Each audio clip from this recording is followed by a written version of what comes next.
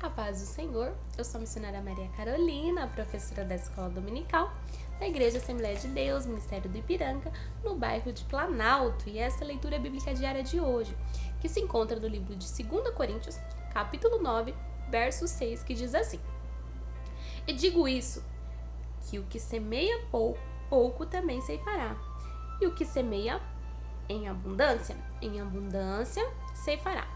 Muitos dos preceitos éticos e morais do Novo Testamento foram perfigurados na lei mosaica. O próprio Jesus sinalizou que a sua intenção era de expandir os princípios morais estabelecidos na lei e não aboli-los. Não cuideis que vim destruir a lei ou os profetas. Não vim aborgar, mas cumprir. Mateus capítulo 5, verso 17. A generosidade é um preceito ético do Antigo Testamento. Ele espalhou, deu aos necessitados, a sua justiça permanece para sempre, e a sua força será exaltada em glória. Salmos 112, verso 9. Nós cristãos devemos exercê-la como prioridade e repartir-se a cada um segundo a necessidade que cada um tinha. Atos capítulo 4, verso 35. Em algum ponto, a generosidade pode fermentar a dependência irresponsável de algumas pessoas. Portanto, ouvi que algum entre vós andam desordenadamente, não trabalhando, antes fazendo coisas vãs, 2 Tessalonicenses, capítulo 3, verso 11.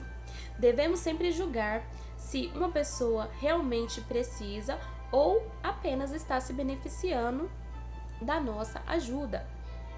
Se o irmão se recusa a trabalhar para sustento próprio ou da sua família, devemos repreendê-lo e até mesmo evitar associar com ele. Mas agora vos escrevi que não vos associeis com aqueles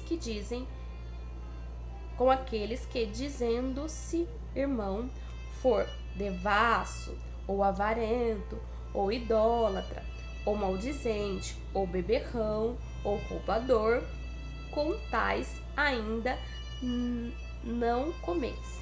1 Coríntios, capítulo 5, verso 11. E vamos para o nosso versículo. E digo isso, que o que semeia pouco, pouco também ceifará, e o que semeia em abundância ceifará.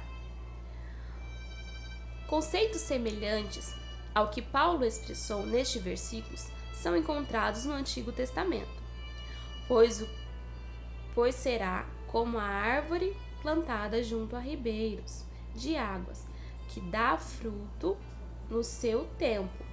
As suas folhas não cairão, e tudo quanto fizer prosperará. Salmos, capítulo 1, verso 3. A alma generosa prosperará, e aquele que atende também será atendido. Provérbios, capítulo 11, versículo 25. Para incentivar a generosidade, Paulo lembra um princípio que todo agricultor sabe. Havia um homem fazendeiro no norte da Califórnia que reclamava que colhia pouco e não dava tanto quanto ao do seu vizinho. Ele testou o solo e comprovou que era o mesmo tipo do seu vizinho. Então ele descobriu a diferença. Ele semeava a metade da quantidade que o seu vizinho semeava. Se os agricultores precisam se lembrar deste princípio, nós ainda, Deus, ao fim, com a mesma generosidade, com a mesma medida dela, nos recompensará. Provérbios 11, 18 a 25, Gálatas 6, 7 a 9, O apóstolo havia admoestado os cristãos da Galácia com as seguintes palavras: não vos enganeis, de Deus não se zomba, pois aquilo que o homem semear, isso também ceifará. Duas vezes, no mesmo contexto, Paulo se referiu à generosidade. Os coríntios haviam prometido uma dádiva e o apóstolo os exortou com a conscientizar-se essa expressão de generosidade. Ele falou de semear com fartura e de colher com abundância. Apesar de Deus abençoar os cristãos generosos, Paulo não tinha a intenção de enunciar uma regra inviável que abrange todos os aspectos da vida. Nem todo sofrimento, nem toda bênção é responsabilidade direta de Deus. Há alguns atos particulares na vida de uma pessoa. No entanto, tanto a bondade quanto a impiedade produzem frutos nesta vida e na vida futura. A bondade é recompensada em alguns graus neste mundo. Há pessoas que atendem a ser generosa e bondosa, Paulo diz, que colhe e que ceifa o que semeou. Ainda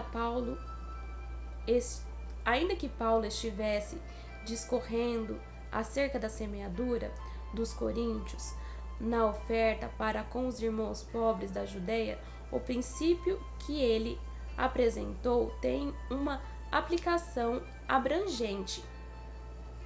A colheita de recompensas espirituais das sementes espirituais ocorrem nesta vida e no mundo vindouro. Aquele que leva a preciosa semente, andando chorando, voltará sem dúvida com alegria, trazendo consigo os seus molhos. Salmos, capítulo 126, verso 6. Aleluia. Quero fazer uma oração com você nesse momento. Senhor Jesus, obrigada por essa palavra maravilhosa. Obrigado, Senhor, por ter usado o apóstolo Paulo para anunciar e nos ensinar a lei da semeadura. Pai, que nós possamos praticá-la e que nós possamos entender o seu propósito. É o que eu te peço, em nome de Jesus. Amém.